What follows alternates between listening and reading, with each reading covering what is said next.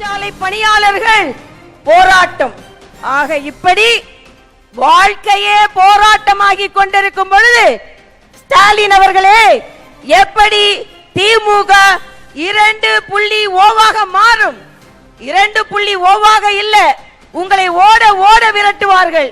ஏனென்றால் இன்று கூட பார்த்தீர்கள் என்றால் ஒரு சட்டமன்ற உறுப்பினர் கோயிலுக்கு போகும் பொழுது அவர் விரட்டி அடிக்கப்பட்டிருக்கிறார். சேகர் பாபு விரட்டி அடிக்கப்பட்டார். நான் இன்று ஒரு சவால் விட்டேன். மரியாதைக்குரிய சேகர் பாபு அவர்களே, 3000 கோயில்களுக்கு குடமுழுக்கு செய்தேன் என்று சொல்கிறீர்களே, ஒரு குடமுழுக்குவிற்காவது முதலமைச்சர் அவர்கள் வந்திருக்கிறார்களா என்று கேட்கிறேன். ஆக முதலமைச்சர் வரமாட்டார். மத சார்பில்லாதவர்கள் என்றால் அது பாரதிய ஜனதா கட்சியை சார்ந்தவர்கள் தான்.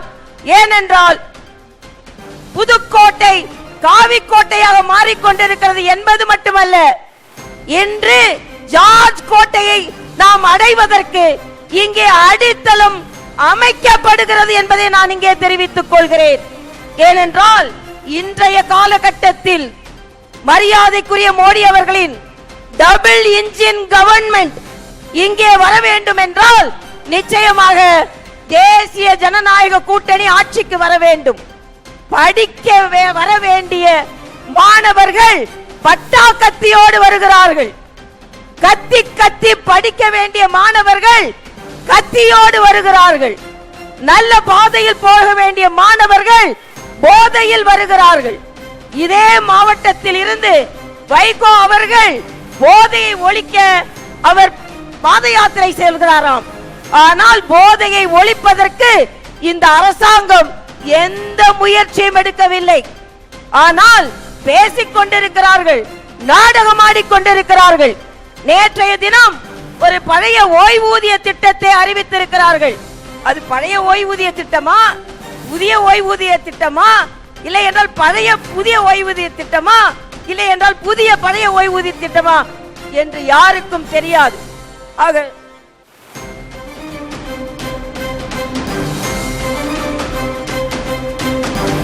அதனால் இன்று சொல்கிறேன், தமிழகத்தில் தேசிய ஜனநாயக கூட்டணி வந்தால் மட்டுமே பெண்கள் பாதுகாப்பாக இருக்க முடியும், மாணவர்கள் பாதுகாப்பாக இருக்க முடியும், படிப்பவர்கள் பாதுகாப்பாக இருக்க முடியும். அதனால் தமிழகத்தில் கைகள் உயர்கிறதோ இல்லையோ, இலைகள் துளிர்க்கிறதோ இல்லையோ, தமிழகத்தில் தாமரை மலர்ந்தே தீரும். தமிழகத்தில் தாமரை மலர்ந்தே தீரும். தமிழகத்தில் தாமரை மலர்ந்தே தீரும். ஸ்டாலின் கேட்கிறார், எத்தனை அமித்ஷாக்கள் வந்தாலும் எங்களை ஒன்றும் சொல்ல முடியாது, செய்ய முடியாது என்கிறார். ஸ்டாலின் அவர்களே, சரித்திரத்தை புரட்டி பாருங்கள். இதற்கு முன்னால் கே ஷாதான் உங்களை வீட்டிற்கு அனுப்பினார். அதே போல இந்த அமித்ஷா திமுகவை வீட்டிற்கு அனுப்புவார் என்று சொல்லி இரட்டை இலையோடு தாமரை மலர்ந்தே தீரும் என்று கூறி விடைபெறுகிறேன். நன்றி, வணக்கம்.